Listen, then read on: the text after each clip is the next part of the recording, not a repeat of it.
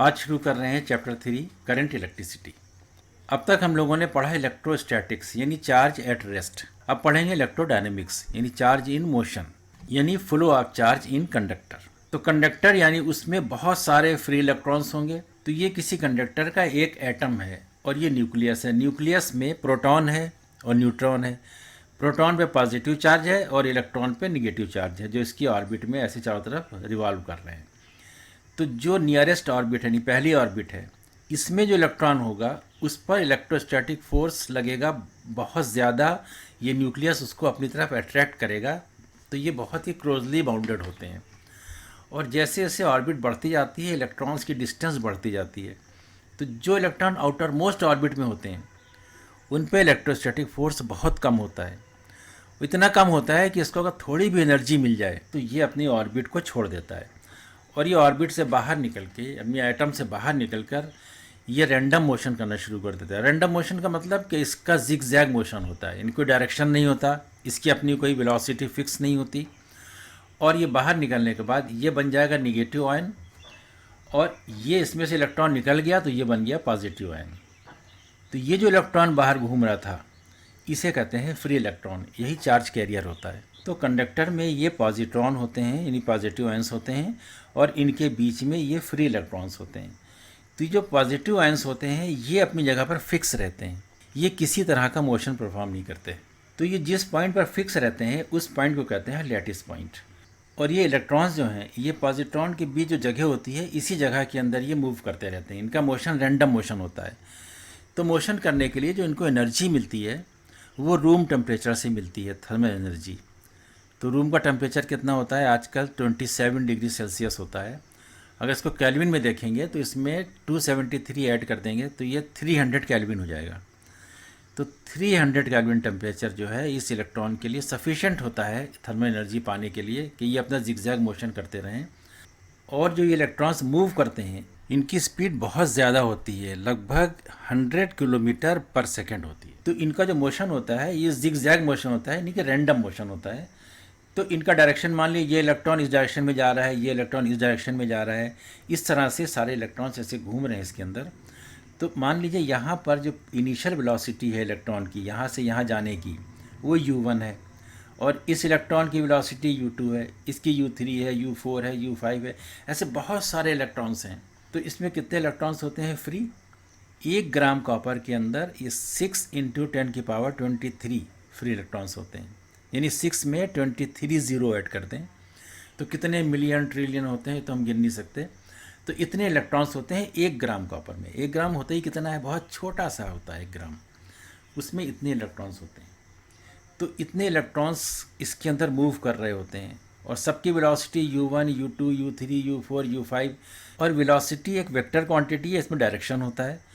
तो इलेक्ट्रॉन इधर जा रहा है, थोड़ी देर के बाद ये इधर भी जा सकता है, इधर भी जा सकता है, यानी चारों डायरेक्शन में जा सकता है ये। तो जो इसकी नेट वेलोसिटी निकालेंगे तो इसका वेक्टर सम कर देंगे तो वेक्टर सम इसका ज़ीरो होगा, क्योंकि इलेक्ट्रॉन का डायरेक्शन जो है मूव करने का वो लेफ़्ट भी है, राइट भी है, अप है, डाउन है, हर तरफ डायरेक्शन में मूव कर रहा है ये। तो इसकी नेट वेलोसिटी ज़ीरो होती है और नेट वेलोसिटी ज़ीरो है इसका मतलब इसमें इलेक्ट्रिक करंट ज़ीरो है। तभी कंडक्टर अगर आइसोलेटेड रखा हुआ है तो वो करंट नहीं मारता, हालांकि उसके अंदर इलेक्ट्रॉन मूव कर रहे हैं और इलेक्ट्रॉन मूव कर रहे हैं इसका मतलब उसमें करंट होनी चाहिए। अब चूँकि इनका रैंडम मोशन होता है इसलिए इसके अंदर इलेक्ट्रिक करंट ज़ीरो होती है। तो ये इलेक्ट्रिक करंट ज़ीरो उस वक्त है जब ये कंडक्टर किसी भी सोर्स से कनेक्टेड नहीं है, यानी कि ये आइसोलेटेड है। अब इसको हमने बैटरी से कनेक्ट कर दिया तो बैटरी से कनेक्ट करने में ये पॉजिटिव टर्मिनल से निगेटिव टर्मिनल की तरफ एक इलेक्ट्रिक फील्ड डेवलप हो गई। तो इस इलेक्ट्रिक फील्ड के अपोजिट डायरेक्शन में ये इलेक्ट्रॉन मूव करेंगे।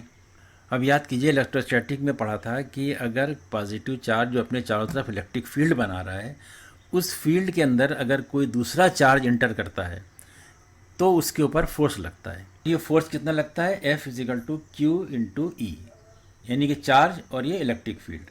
तो यहाँ पर चार्ज जो इलेक्ट्रॉन है तो यहाँ पर F जो होगा वो इलेक्ट्रॉन ले लेंगे और माइनस साइन का मतलब है कि इस पर जो फोर्स लग रहा है ये फील्ड के अपोजिट डायरेक्शन में लग रहा है, यानी कि ये पॉजिटिव टर्मिनल जो है इस इलेक्ट्रॉन को अट्रैक्ट कर रहा है।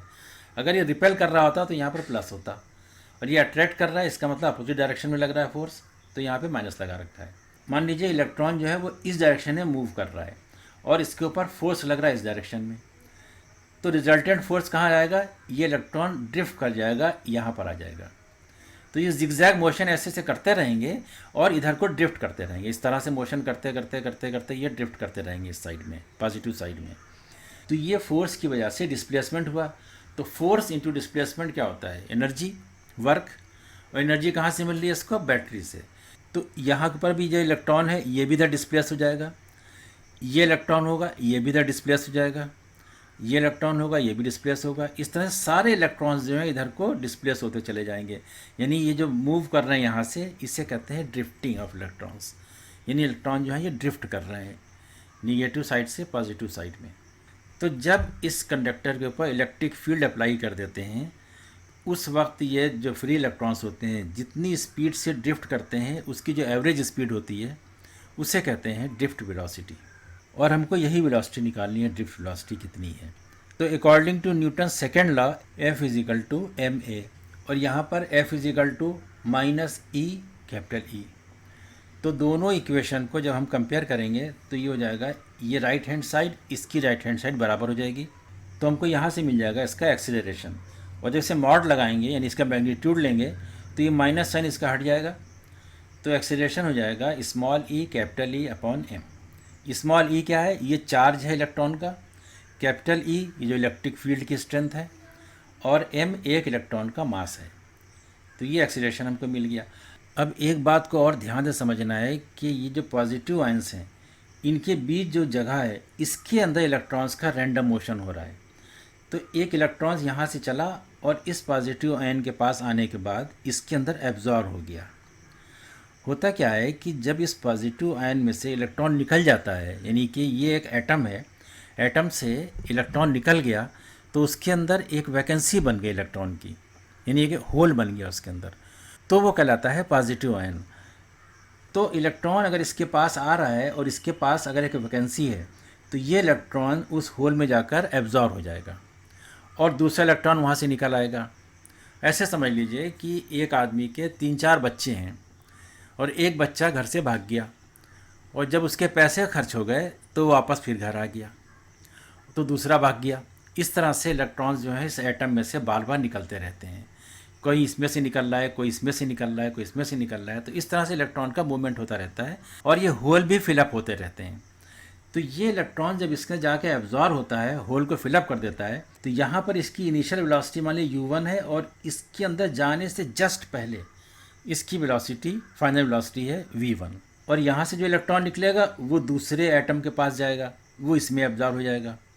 तो इसकी वेलोसिटी मान लीजिए कि u2 है और इसकी फाइनल वेलोसिटी जो है वो v2 है। ऐसे यहाँ से जो इलेक्ट्रॉन निकलेगा वो यहाँ कहीं आ रहा है, तो इसकी इनिशियल वेलोसिटी मान लिए u3 है और फाइनल वेलोसिटी v3 है। तो इलेक्ट्रॉन्स की वेलोसिटी हर एक की अलग अलग होगी। अब कोई एटम इसके बहुत करीब है, कोई दूर है, तो यहाँ से यहाँ तक जा रहा है, एक्सीलरेशन तो इसमें हो ही रहा है, तो इसकी वेलोसिटी बढ़ती चली जा रही है। जैसे जैसे ये दूरी बढ़ेगी उसकी वेलोसिटी बढ़ेगी। अगर करीब में जाकर टकरा गया, एब्जॉर्ब हो गया उसके अंदर, तो उसकी वेलोसिटी कम रही। दूर जाएगा तो उसकी वेलोसिटी बढ़ते बढ़ते फाइनल वेलोसिटी उसकी ज़्यादा हो जाएगी। तो इस तरह से हमें इसकी एवरेज वेलोसिटी निकालनी पड़ेगी। अच्छा, आसानी के लिए इसको फिजिक्स की भाषा में कहते हैं कि इलेक्ट्रॉन्स इससे आकर कोलाइड हुआ, यानी इसका यहाँ पर कोलिजन हुआ। ये नहीं कहते हैं कि इलेक्ट्रॉन जाकर इसमें एब्जॉर्ब हो गया, दूसरा इलेक्ट्रॉन यहाँ से निकला, ऐसे नहीं बोलते। ये कहते हैं कि इलेक्ट्रॉन यहाँ से यहाँ आया, इससे टकराया, फिर यहाँ से यहाँ गया, इससे टकराया, यहाँ से यहाँ आया, इससे टकराया। इस तरह से इसका कोलिजन हो रहा है।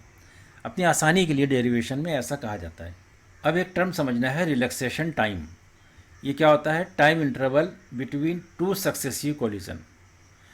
यहाँ से यहाँ तक आने में, यानी ये यहाँ पर कोलिजन हुआ था, फिर एक यहाँ पर कोलिजन हुआ, तो यहाँ से यहाँ तक आने में जो टाइम लगा, इसके बीच में कोई कोलिजन तो हो नहीं रहा है, तो यहाँ से यहाँ तक आने में जो टाइम लगेगा उसे कहेंगे रिलैक्सेशन टाइम। तो मान लीजिए ये यहाँ पर u1 वेलोसिटी थी, फाइनल वेलोसिटी v1 थी, और यहाँ से यहाँ तक आने में इसको जो टाइम लगा था वो t1 था, यानी ये रिलैक्सेशन टाइम है। यहाँ से यहाँ तक आने में टाइम t2 था, यहाँ से यहाँ तक आने में टाइम इसका t3 था। तो हम निकालेंगे एवरेज रिलैक्सेशन टाइम क्या होगा, t1 + t2 + t3 ऐसे tn तक जाएंगे और n से डिवाइड कर देंगे। और ये जो एवरेज रिलैक्सेशन टाइम होता है इसको डिनोट करते हैं टाउ से। हमको निकालना है ड्रिफ्ट वेलोसिटी। तो ड्रिफ्ट वेलोसिटी का मतलब होता है कि जो इसकी फाइनल वेलोसिटी है v1 v2 v3, इसका जो एवरेज होगा वो होगा ड्रिफ्ट वेलोसिटी। तो एवरेज होगा इसका v1 v2 v3 vn तक जाएगा और n से डिवाइड करेंगे, इसे कहेंगे ड्रिफ्ट वेलोसिटी। और ये इनिशियल वेलोसिटी जो है u1 u2 u3, इसका जो एवरेज होता है वो तो ज़ीरो होता है, ये हम पहले देख चुके हैं। अब फर्स्ट इक्वेशन ऑफ मोशन है v equal to u plus a t. तो हर इलेक्ट्रॉन के लिए हमको फाइनल वेलोसिटी निकालनी पड़ेगी, फिर उसका एवरेज निकालेंगे। तो जो पहला इलेक्ट्रॉन होगा फर्स्ट इलेक्ट्रॉन, तो इसकी इक्वेशन होगी v1 equal to u1 plus a t one.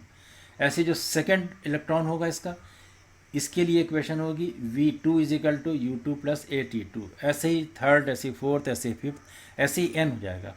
तो nth इलेक्ट्रॉन जो होगा उसके लिए वेलोसिटी होगी final velocity vn equal to un plus a t one.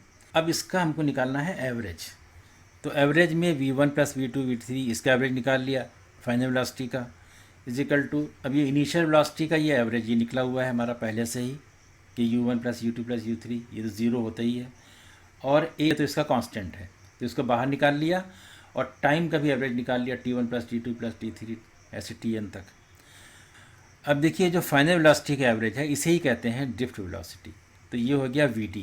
ये इनिशियल वेलोसिटी का जो एवरेज है ये तो ज़ीरो है, और यहाँ ए की जगह पर ये वैल्यू पुट कर देंगे ई अपॉन एम, और ये रिलैक्सेशन टाइम का जो एवरेज है ये है टाउ। तो फाइनली हमको ड्रिफ्ट वेलोसिटी मिल गई v d equal to e upon m tau. यही डेरिवेशन करना था हमको।